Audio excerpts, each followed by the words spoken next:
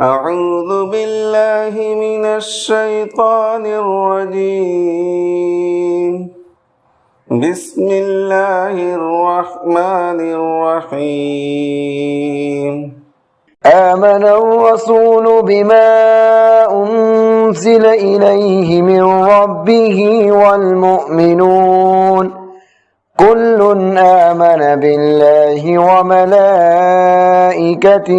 وكتبه ورسله لا نفرق بين أحد من رسله وقالوا سمعنا وأطعنا غفرانك ربنا وإليك المصير. لا يكلف الله نفسا إلا وسعها لها ما كسبت وعليها ما اكتسبت ربنا لا تؤاخذنا إن نسينا أو أخطأنا ربنا ولا تحمل علينا إصرا كما